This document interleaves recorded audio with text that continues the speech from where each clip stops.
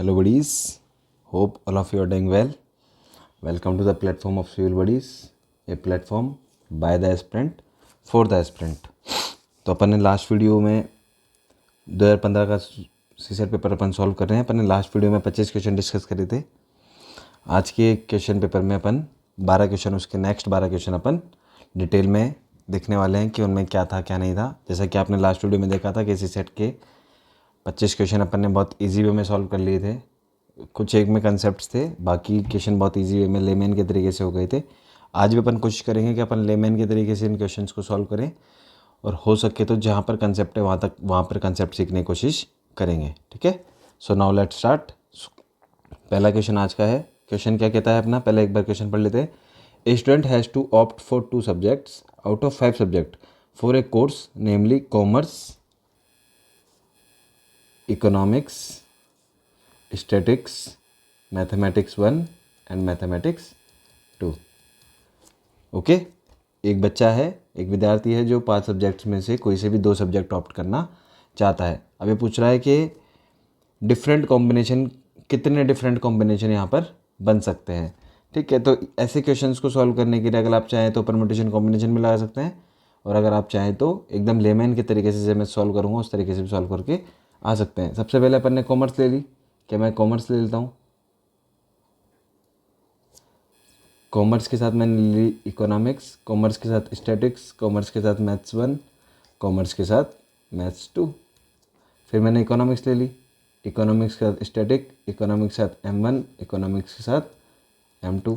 फिर मैंने स्टैटिक्स ले ली, उसके साथ M1 और स्टैटिक्स के साथ M2। फिर मैंने ले ली M1 के साथ M2। ठीक है, बट अब यहाँ पर क्वेश्चन क्या बोल रहा है, maths second can be offered only if maths 1 is also opt. यानी कि मैथ्स 2 और मैथ्स 1 हमेशा क्या आएगी, साथ में आएगी। अपन मैथ्स 1 और मैथ्स 2 को अलग अलग नहीं कर सकते। मैथ्स 2 यहाँ पर साथ में नहीं हो सकती है किसी के भी। ठीक है, तो ये तीनों हट गए, तीनों हट गए तो बचा कितना 1 2 3 4 5 6 7। कितने बच गए 7। तो कितने पॉसिबल कॉम्बिनेशन हो सकते हैं इस चीज़ के, 7 कॉम्बिनेशन। आप अगर इसको परम्यूटेशन कॉम्बिनेशन की तरफ से जाते तो ये बहुत हार्ड पड़ता, बट लेमैन के तरीके से अगर अपन अपने दिमाग को ठंडा रख के सोचेंगे तो ये ईजी वे में काम हो जाएगा। और ये भी गंगाधर है। I will let you know that जब अपन 2025 का डिस्कशन करेंगे तब मैं आपको बताऊंगा कि ये भी एक गंगाधर है जो शक्तिमान बनकर आया था। ठीक है, ये देखिए बहुत कंसेप्चुअल क्वेश्चन, बहुत अच्छा क्वेश्चन, इस साल के पेपर का पहला अच्छा क्वेश्चन है जो अपन सॉल्व करने जा रहे हैं। ठीक है, अब देखिए इस टॉपिक को बोलते हैं, इस वाले कंसेप्ट को बोलते हैं मिस्टेकन बिल। क्या बोलते हैं, मिस्टेकन बिल। ये एक वर्ड प्रॉब्लम है, वो अपन इजी वे में सॉल्व कर सकते हैं। देखिए क्या बोल रहा है, a person order 5 pairs of black socks and some pair of brown socks. The price of a black pair was thrice the price of a black pair was thrice that of a brown pair. While preparing the bill clerk interchange the number of black and brown pairs by mistake which increase the bill by 100%. What was the number of pairs of brown socks in the original order? एक question को अपन समझ लेते हैं। इस question को क्या कह रहा है कि एक व्यक्ति ने 2 तरीके के सॉक्स खरीदे, ब्लैक और ब्राउन। ठीक है, उसने मान लीजिए 5 ब्लैक सॉक्स खरीदे थे और X ब्राउन सॉक्स खरीदे थे। अब वो बोल रहा है उनकी प्राइस, जो प्राइस थी ब्राउन सॉक्स की जितनी प्राइस थी उसका 3 गुना किसका था, ब्लैक का था। तो मान लीजिए ब्लैक जो ब्राउन शूज़ है, ब्राउन सॉक्स है, उसकी प्राइस थी A। लेट मी नो, उसकी प्राइस थी A, तो इसकी क्या प्राइस हो जाएगी 3A। अब अपन जानते हैं कि अगर ये प्राइस है और एक क्वांटिटी है, तो अगर मेरे को अमाउंट निकालना है तो अमाउंट कैसे निकालूंगा मैं, क्वांटिटी मल्टीप्लाई बाय प्राइस। तो 5 3 से 15A प्लस XA। तो ये मेरा ओरिजिनल बिल था, जो मेरा होने वाला था, जो मेरा ओल्ड अगर बिल होता तो ये होता। बट अब क्वेश्चन में क्या बोल रहा है कि क्वेश्चन बोल रहा है कि इन्होंने क्या कर दिया, इंटरचेंज कर दिया। क्वेश्चन बोल रहा है इन्होंने इंटरचेंज कर दिया। इंटरचेंज कैसे कर दिया, ब्राउन की जगह तो ब्लैक की संख्या लिख दी और ब्लैक की जगह ब्राउन की संख्या लिख दी। तो यहाँ पर संख्या लिख दी X और यहाँ पर लिख दी 5। तो इसका प्राइस कितना हो जाएगा 3XA प्लस इसका प्राइस कितना हो जाएगा 5A। ये हो गया, ये ओल्ड बिल था और ये न्यू बिल हो गया। अब आगे क्या बोल रहा है कि जो ऐसा करने से क्या हुआ, जो नया बिल था वो पुराने बिल से 100% बढ़ गया, पुराने बिल से 100% बढ़ गया। देखो क्वेश्चन समझो कि पहले अगर सब कुछ सेम रहता तो अगर 100 रुपये का बिल था तो अब बिल कितने रुपये का हो गया, 200 रुपये का हो गया। यानी कि पुराने से नया कितना गुना है, 2 गुना। पुराने का 2 गुना नया बिल है, पुराने का 2 गुना नया बिल है। अगर मैं इसको देसी भाषा में बोलूँगा तो क्या बोलूँगा, पुराने का 2 गुना नया बिल है। तो पहले अगर 100 रुपये का बिल था तो अब कितने का हो गया, 100 गुना 2 का। इजी, सब ठीक है, इजी कर लेते हैं। अब इन दोनों को अगर मेरे को बराबर करना है तो old bill 2 multiply by old bill equal to new bill, यही तो होगा। अगर ऐसा करने से मेरा डबल हो जाता है नया बिल, तो वो डबल किसका है, ओल्ड बिल का। इजी, तो 2 मल्टीप्लाई बाय ओल्ड बिल कितना था अपना 15A plus XA equal to new bill कितना है 3XA प्लस 5A। अब इसको सिंपल मैथमेटिक्स अपन को सॉल्व कर लेना है। ये 2 एक बार इधर मल्टीप्लाई होगा, ये 2 एक बार इधर मल्टीप्लाई होगा, कितना हो जाएगा 30A plus 2XA is equals to 3XA plus 5A। अब इनको रेसिप्रोकल करेंगे, करे तो कितना आ जाएगा, इसको इधर ले गए, इसको इधर ले गए और इसको इधर ले आए। ठीक है, ये बेसिक मैथमेटिक्स है जो अपन को आनी चाहिए। 30A minus 5A equal to 3XA minus 2XA। तो यहाँ पर क्या बच गया, यहाँ हो गया 25A और यहाँ हो गया 1XA। ए से ए कैंसिल हो गया तो x इक्वल टू कितना आ गया 25। x अपन ने क्या माना था, x अपन ने माना था ब्राउन सॉक्स की नंबर, तो x कितना आ गया 25। तो पूछ भी क्या रहा था वो कि what was the number of the pair of brown socks in the original order. ठीक है, पहला कंसेप्चुअल क्वेश्चन है जो अपने को अभी तक आया है, जिसमें अपन को ये सब सीखना पड़ा है। इजी है। पहले अपन ने क्वांटिटी ली, क्वांटिटी कितनी थी, फिर उनका प्राइस लिया जो अपन को बोल रखा था, फिर उनको मल्टीप्लाई करा तो उनका अमाउंट आ गया। जब उनका अमाउंट आ गया तो अपन ने देखा कि अब क्वेश्चन बोल रहा है कि उसमें जो क्वांटिटी थी वो इंटरचेंज हो चुकी है, तो कर लेते हैं। क्वांटिटी को इंटरचेंज करा, फिर दूसरा नया बिल निकाला। अब क्वेश्चन बोल रहा था कि जो नया बिल है वो पुराने बिल का 2 गुना है। बस यही समझना था इस क्वेश्चन में कि जो नया बिल है वो पुराने बिल का 2 गुना है। तो पुराने बिल का 2 गुना क्या है, नया बिल है। ये 100% वाली लाइन अगर समझ जाते हैं आप इसमें, तो आप इस क्वेश्चन को करके चले आते। ठीक है, इजी 25 आंसर है इसका, इजी 2.5 मार्क्स है। अगर अपन ने एक ही लाइन समझ ली हो तो ऐसे बहुत सारे क्वेश्चन आएंगे। अपन को धीरे धीरे हैबिचुअल तरीके से इसको सीखना है, हैबिचुअल हो जाना है ऐसे क्वेश्चन का। अभी देखिए वेन डायग्राम का बहुत ही शानदार क्वेश्चन, बच्चों को कंफ्यूज करने के लिए कि उस प्रेशर कंडीशन में अपन कैसे सॉल्व करेंगे इसको। अगर उस प्रेशर कंडीशन में अपन ने दिमाग लगा लिया तो ये क्वेश्चन सॉल्व करके ले जाएंगे, 2.5 मार्क्स करके ले जाएंगे, अदरवाइज माइनस में जाएंगे अगर इस पर ज़्यादा टाइम लगा दिया तो। ये एक रेड फ्लैग है। मैं बताऊंगा आने वाले वीडियोज़ में कैसे रेड फ्लैग पहचानना है, कैसे अपन को देखना है कि अपन क्या करेंगे, कौन से क्वेश्चन अटैम्प्ट करने हैं, कौन से क्वेश्चन अटैम्प्ट नहीं करना है। ओके, अब देखिए इसमें बोल रहा है the number of person who reads magazine X only is thrice the number of who reads magazine Y. Okay, the number of the person who reads magazine Y only is the thrice of the number of the person who read magazine X. ये दोनों sentences से एक ही बात पता चल रही है, तो इन दोनों सेंटेंसेस से अपन फ्रेम नहीं कर सकते हैं, वेन डायग्राम अपन नहीं बना सकते हैं। वेन डायग्राम ऐसा होता है, ये वेन डायग्राम अपन इन वाले सेंटेंसेस से अपन नहीं बना सकते हैं। दैट्स वाई अपन यहाँ से कोई भी कंक्लूजन नहीं निकाल सकते हैं। एक बार पढ़ लो, the number of the person who reads both magazine is twice the number of the person of read only magazine only X. नहीं पता लगा सकते हैं इस सेंटेंस से, क्योंकि अपने पास कुछ भी नहीं है, कोई कंक्लूजन नहीं है कि कितना इधर है कितने इधर है। वेन डायग्राम में कुछ भी हो सकता है, मान लो 1 यहाँ हो 99 यहाँ हो, या फिर 99 यहाँ हो 1 यहाँ हो, कुछ भी हो सकता है। Venn diagram is vast. Some का मतलब होता है कि एक, सम का मतलब होता है 1 से लेकर 99 तक कुछ भी, बस पूरे नहीं होंगे।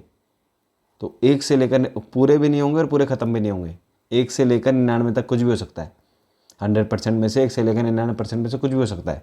सम का मतलब इतना बड़ा होता है, तो ये भी नहीं हो सकता, तो इसका आंसर आएगा D.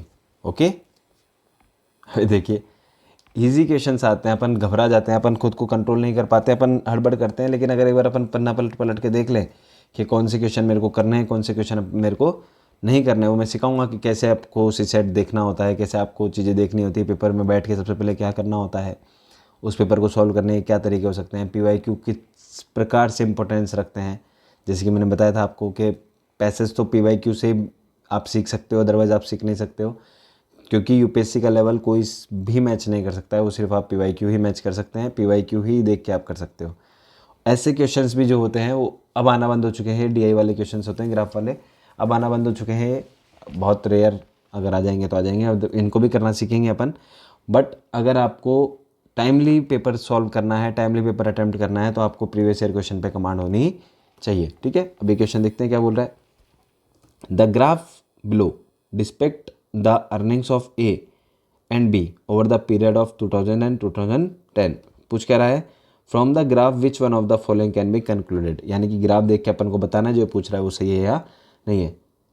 On the average of A earn more then B during this period. Okay, A ने B से ज़्यादा पैसे कमाए। देखिए A ने शुरू में कितने पैसे कमाए, फिर भी A की बार डिप हुआ, फिर दोबारा बढ़ गया। अब B हमेशा से ही नीचे था, फिर धीरे धीरे ऊपर आया, फिर नीचे गया, फिर ऊपर आया। तो ऑब्वियस बात है, एक अपन देख के भी, ऑब्जर्व करके भी अपन बता सकते हैं कि हमेशा A ने ज़्यादा ही B से पैसे कमाए हैं। तो ये बात तो एक निष्कर्ष निकाला जा सकता है, ठीक है। इस अवधि के दौरान A ने इस on the average of B earn more then A during this period, ये तो हो ही नहीं सकता। इस अवधि के दौरान A और B के उपार्जन समान थे। The earnings of A and B are equal during this period, ये भी नहीं हो सकता। The earnings of A were less compare to B during this period. The earning of A were less as compare to B during, नहीं, इसका answer क्या आएगा A। क्यों, ग्राफ देख रहे हैं अपन, ग्राफ में हमेशा A ऊपर ही रहा है और B हमेशा नीचे ही रहा है, तो A का एवरेज हमेशा B से ज़्यादा ही रहा है, तो पहला ऑप्शन जो है वो एकदम परफेक्ट है। On the average of A, on the average A earn more than the B during this time period. Okay then it is fine. Next question देखते हैं। देखिए एकदम इजी क्वेश्चन, HCF LCM से भी बोल सकते हैं इसको, पाइप एंड पिस्टन का भी बोल सकते हैं इसको, किसी भी तरीके से बोल सकते हैं। आज यहाँ करना सीख लो, LCM लेना सीख लो। इस क्वेश्चन के लिए आपको हमेशा टाइम एंड वर्क में, स्पीड एंड डिस्टेंस में, पाइप एंड पिस्टन में, और बहुत सारे क्वेश्चंस होते हैं जिनमें ये वाला कंसेप्ट जो अभी मैं सिखाने जा रहा हूँ आपको, ये हमेशा आपके काम आएगा। बेसिक चीज़ है जो कहीं भी फिट हो जाती है, ठीक है। अभी सीखो, ये क्या बोल रहा है, 2 pipes A and B, 2 pipes है A एंड B, ओके।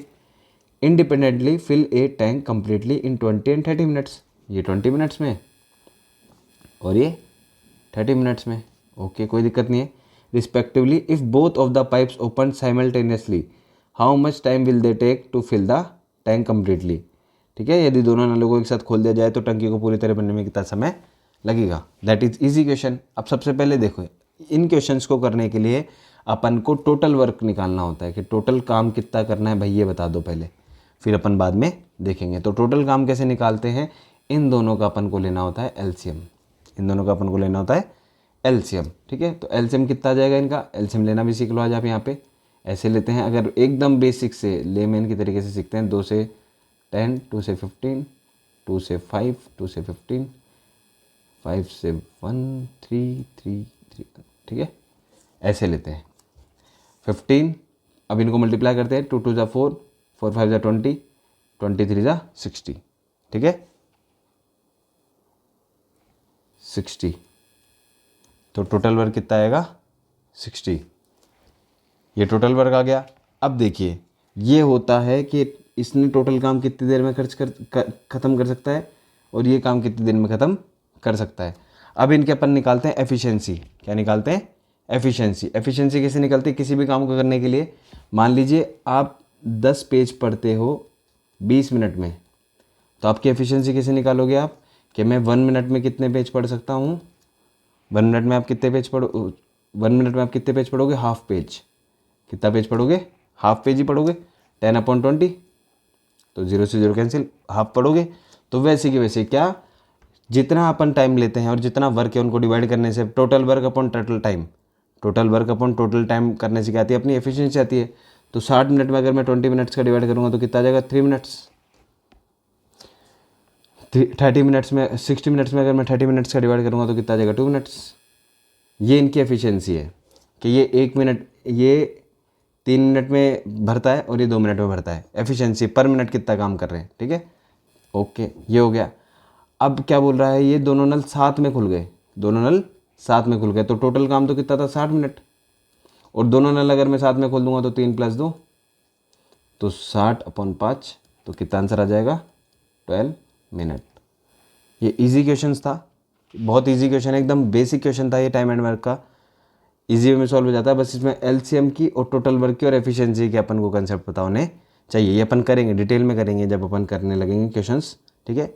एक ये बेसिक सा क्वेश्चन है क्यूब एंड डाइस का, ठीक है, देख लेते हैं। इस क्वेश्चन में अपन को क्या करना पड़ता है, इस क्वेश्चन में किसी भी एक का रेफरेंस लेके अपन बाकी निकालने होते हैं। अभी मैं आपको कंसेप्ट समझाता हूँ, डाइस का क्या कंसेप्ट होता है।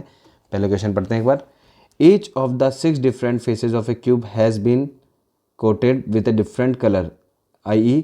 VIB GYO, following the information is given. एक क्यूब होता है, एक क्यूब में 6 फेज होते हैं डाइस में। डाइस के 6 फेज है, 6 के 6 फेज को किसी ना किसी अलग अलग कलर में कलर किया गया है। अब डाइस की एक बात समझो आप, डाइस की एक स्पेशलिटी ये होती है कि एग्जैक्टिंग जो फेज होते हैं, जो आमने सामने के फेज होते हैं, वो कभी भी एक साथ नहीं होते हैं। जैसे अगर मान लीजिए ये वाला है, तो इसका जो सामने वाला फेस है वो कभी भी साथ नहीं होगा, ये तीनों साथ में होंगे। जो ये साथ बोल रहा है वो कभी भी एग्जैक्टिंग फेस का नहीं बताता है, जो इसके अपोजिट होगा वही होता है। विपरीत जो होता है, जैसे एक के विपरीत होता है वो वाला, ठीक है। अब देखो ये वाला कलर YOB ऑन एग्जैक्टिंग फेस, यानी कि आसपास है, पास है, यानी कि इनमें से कोई भी Y के अपोजिट नहीं है। अपन को इसमें अपोजिट निकालना है कि Y के इसमें कोई भी अपोजिट नहीं है, यानी कि Y के और B में से कोई भी अपोजिट नहीं है। तो Y के एग्जैक्टिंग क्या है, O एंड B, ठीक है। अब एक और जगह Y ढूंढ लो, कहाँ, ये रहा Y। तो Y के एग्जैक्टिंग और कौन कौन से हैं, I और G भी है, I और G भी है, तो 5 हो गए। 1 2 3 4 5 6 तो कलर थे। V हो गया, I हो गया, B हो गया, G हो गया, Y तो खुद ही था, G, V कौन सा बच गया, V। तो V का अपोजिट फेस कौन, Y का अपोजिट फेस कौन सा है, V, ओके। अब दूसरा देख लो, दूसरा क्या देखते हैं अपन, B देख लेते हैं यहाँ से, क्योंकि B यहाँ भी है, B यहाँ भी है। तो B के एग्जैक्टिंग फेस कौन कौन से हैं, G और Y और O और V, O और V, V O और V। फिर 5 हो गए, BGYOU 1 2 3 4 5, 6 में से हटा लो V, तो इसमें क्या बच गया, इसमें I बच गया। तो B का एग्जैक्ट अपोजिट फेस कौन सा है, I। तो अब बचा कौन सा, वो हो गया, V कैंसिल हो गया, I कैंसिल हो गया, ये देखिए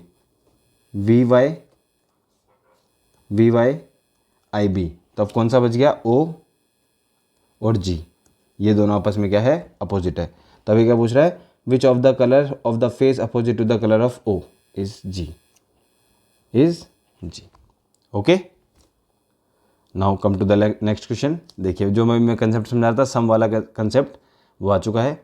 देखिए स्टेटमेंट्स क्या है, ये वही वेन डायग्राम का क्वेश्चन है। Some man are great, some man are wise, some man are great, ठीक है। ये करते हैं इसको ढंग से, ठीक है।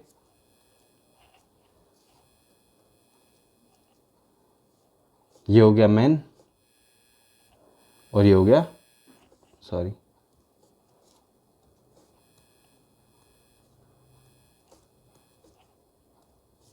ठीक है, ये हो गया मैन, ये हो गया vice. Some man are vice. अब एक और बनाते हैं, सम मैन आर ग्रेट, ये हो गया मैन ग्रेट। या फिर यहाँ भी ऐसे लिख सकते थे अपन इसको, सम मैन आर ग्रेट, ठीक है। अब क्वेश्चंस पे, अब कंक्लूजन पे आते हैं। मैन आर आइदर ग्रेट और wise, no, man can be man only, ये रहा। यहाँ पर man can be man only, ये रहा, man can be man only, तो ये तो कंक्लूजन गलत हो गया। Some man are neither great nor wise, ये सही है, some man are neither great nor wise, ये आ गया। ये तो हो गया जो ग्रेट नहीं है, और ये वो आ गया जो वाइस नहीं है, हो गया। तो only conclusion two follows, only conclusion two follows, केवल 2 निष्कर्ष ही, केवल 2 निष्कर्ष निकाला जा सकता है। ये इजी क्वेश्चन है। सॉरी, देखिए आज अपन एक कॉम्प्रिहेंशन करना भी सीख लेते हैं। छोटा पैसेज है जो मैं बोल रहा था ना, शॉर्ट पैसेज, वो ये आ गया। देखिए, कुछ लोग यूएफओ को देखे होने का दावा करते हैं। दूसरे खगोलीय पिंडों पर जीवन की संभावना मानी जाती है। अंतरिक्ष यात्रा तक स्थापित तथ्य हैं। इंग्लिश में पढ़ते हैं।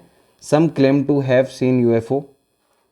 Life on other heavenly bodies is consider to be possible. Voyage to space is now establish fact. ठीक है, देखते हैं अब ऑप्शन देखते हैं। कॉम्प्रिहेंशन को हमेशा ऑप्शन से देखो, और ऑप्शन में हमेशा ये पूछो ऑप्शन से आप क्यों नहीं। जब अपन 3-4 ऑप्शन पढ़ के ये पता कर लेंगे कि ये नहीं है, ये नहीं है, ये नहीं है, तो चौथा जो ऑप्शन होगा अपना आंसर होगा, क्या अपने को कन्फर्म हो जाएगा। हमेशा कॉम्प्रिहेंशन में यही बोलो कि आप क्यों नहीं। उससे पूछो कि मेरे को लगता है आप ये आंसर हो, आप ये बताओ आप क्यों नहीं हो, तो वह खुद बताएगा कि मैं इसलिए नहीं हूँ। अब देखो जैसे ही बताएगा यूएफओ एक खगोलीय पिंड है। कहाँ लिखा हुआ है इस पैसेज में यूएफओ एक खगोलीय पिंड है? ये कुछ भी नहीं है। यूएफओ अन्य खगोलीय पिंडों से भेजे जाते हैं, ये कहाँ लिखा हुआ है इस पैसेज में? क्या बोल रहा है क्वेश्चन में? बोल रहा है कि उपयुक्त कथनों के आधार पर, अपन को जो पता है नॉलेज उसको छोड़ो, उपयुक्त कथनों के आधार पर स्टेटमेंट में be conclude from the above statement, from the above statement. ठीक है, अन्य खगोलीय पिंडों में रहने वाले कुछ स्पीशीज नहीं, ये कहाँ दे रखे हैं? कहीं नहीं दे रखा है। यूएफओ के बारे में कुछ भी निश्चित रूप से नहीं कहा जा सकता है। Nothing definite can be said about the UFOs. Okay, this is the answer. आज यहाँ से क्या सीख मिलती है अपन को कि हमेशा पैसेज में ही रहना है। अपनी जो साइड नॉलेज है, जो अपनी जीएस की नॉलेज है, वो यहाँ पर काउंट नहीं करनी है। ओके, ये देखिए नंबर सिस्टम का एक बेहतरीन क्वेश्चन है नंबर सिस्टम का। अगर आज तक आपसे क्वेश्चन नहीं होता था, कोई दिक्कत नहीं है। अभी भी क्वेश्चन नहीं हो रहा है, कोई दिक्कत नहीं है, अभी मैं कराता हूँ। लेकिन नेक्स्ट टाइम से जो इसमें कंसेप्ट समझा रहा हूँ वो कंसेप्ट याद रखना। बार बार सेम चीज़ अगर लंबे वे में करोगे तो आपका टाइम भी खर्च होगा और आंसर सेम ही आएगा।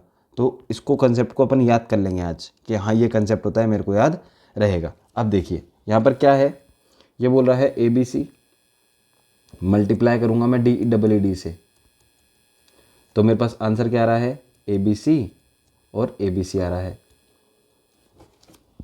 ये क्वेश्चन अपन को बोल रहा है, और ये बोल रहा है क्वेश्चन कि सबके सब अलग डिजिट है, तो D और E की वैल्यू निकाल के दिखाइए। यहाँ पर D और E ही अलग हो सकते हैं। ABC कुछ भी हो, कोई फ़र्क नहीं पड़ता। कुछ भी का मतलब कुछ भी। देखिए ये कंसेप्ट कब होता है? जब D, ये हमेशा रिपीट्स कैसे होती है संख्याएं? जब इनको मल्टीप्लाई करा जाता है थ्री डिजिट के नंबर को जब मैं 1001 से मल्टीप्लाई करता हूँ, तब जाकर ये 3 डिजिट की वैल्यू बनती है जो सेम होती है। ठीक है, अब इसको सॉल्व करते हैं। क्यों? ABC मल्टीप्लाई बाय, इसको मैं क्या लिख सकता हूँ? 1000 प्लस 1। इसको अगर मैं मल्टीप्लाई करूँगा तो कितना आएगा? ABC 000 प्लस ABC, और जब मैं इनको ऐड करूँगा तो कितना आएगा? ABC और ABC। That's why the number system is important. Number system के एक बार कंसेप्ट समझ लिए, कंसेप्ट देख लिए, तो सेम क्वेश्चन आते हैं। मैं बताऊंगा कैसे गंगाधर शक्तिमान बन कर आता है। बहुत बार हुआ ऐसा कि कंसेप्ट रिपीट हो गए, बस सेंटेंस चेंज करके क्वेश्चन फ्रेमिंग चेंज करके उसका आंसर लाया गया। अब अगर आपको ये कंसेप्ट पता होता तो आपको इतना सॉल्व करने की जरूरत नहीं थी, डायरेक्ट आंसर मार्क करते और आगे चल जाते। सी इज़ द आंसर। ओके, ये देखिए इस वाले पेपर में ये ज़्यादा ग्राफ थे, बस इसी पेपर में थे, उसके बाद में देखने को नहीं मिले हैं। बहुत रेयर कंडीशन में देखते हैं अपन ग्राफ्स को। ठीक है, एक 2018 में और आएंगे बस। ठीक है, अभी देखिए क्या बोल रहा है। Year wise variation of A price of a certain commodity is shown in the following graph. The price commodity in the year 1990, 1990 का अपन को देखना है ग्राफ। ये रहा 1990, ये रहा 1990 को देखने का तरीका देखो। ये 10 है,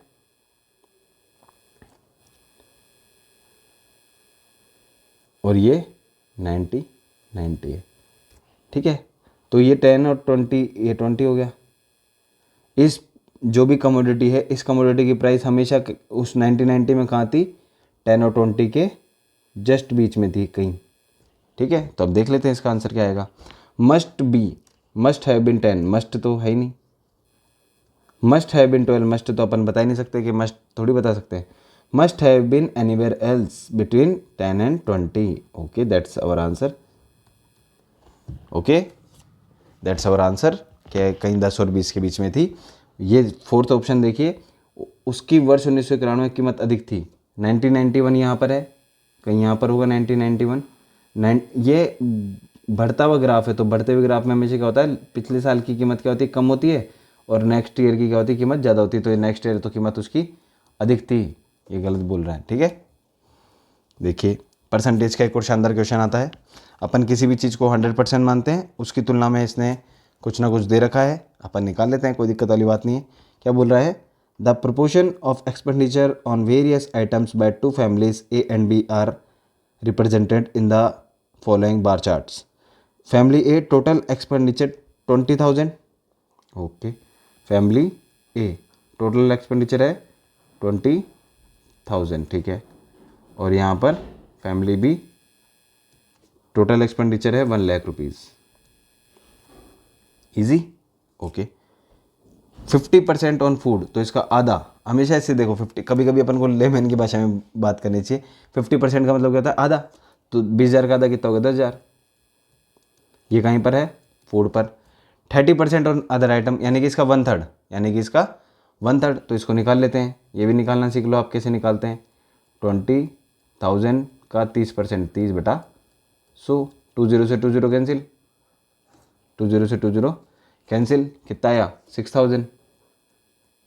6,000 कहाँ पर खर्च हुआ, अदर आइटम्स पे।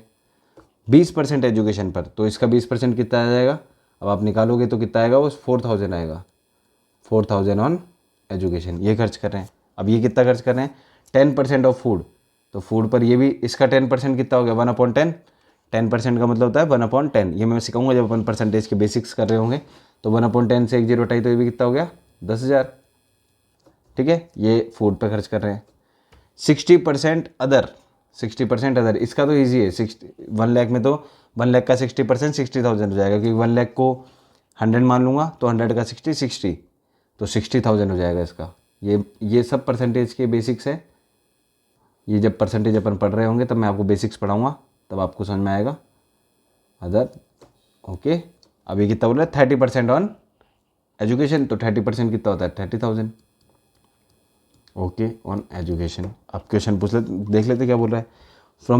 From these charts we can conclude family A spend more money on food than family B, no, they are spending equal, this is the wrong. Family B spend more money on food than family A, family B spending more, no, food is equal. Family A and family B spend the same amount on the food, that's right. The expenditure on food by family A and family B cannot be compared, yes, can compared, ये अलग है। अब देखिए यहाँ से छोटी सी बात और समझिए आप। अगर अपन पहले ऑप्शन देख लेते, तो अपन बाकी के ये 4, ये जो अपन ने 4 निकाले, कैलकुलेशन करी, ये अपन को नहीं करनी पड़ती। इसलिए कभी कभी अपन को ऑप्शंस देख लेने चाहिए कि ऑप्शन में पूछ क्या रहा है, क्वेश्चन मेन क्वेश्चन क्या पूछ रहा है, ताकि अपनी क्या हो सके, मेहनत कम हो सके, अपना समय बच सके, और अपन किसी और कोई और क्वेश्चन ढंग से अटैम्प्ट कर सके जिसमें टाइम की डिमांड ज़्यादा है। Okay, so in this question this answer is C. Last question of today's class. Okay, Usha runs faster than Kamala. Usha runs, ये देखिए, ये उषा है और ये कमला है। Usha runs faster than Kamala, Preeti runs slower than Swati. Preeti runs slower than Swati, यानी कि स्वाति तेज दौड़ती है, तो ये स्वाति हो गई, ये स्वाति हो गई, किससे, प्रीति से। ठीक है, स्वाति रन्स स्लोअर देन कमला, और स्वाति कमला से भी स्लो दौड़ती है, तो यहाँ की स्वाति और यहाँ की प्रीति। देखिए, अगर आप काम एंड कंपोज हो आपका क्वेश्चन पेपर सॉल्व करते समय, तो ऐसे क्वेश्चन आप करके ले जाओगे। अगर काम नहीं हो तब आपका ये क्वेश्चंस करने में भी दिमाग नहीं चल पाएगा, आप कुछ और उल्टा सोच साच के आंसर कुछ और टिक कराओगे। आप जो पूछ रहे हो कर ले। सबसे धीमा कौन दौड़ती है, सबसे धीमा दौड़ती Preeti, Preeti is the slowest. Okay, so that's how we are going to end this video. We have discussed 12 questions of maths in this video.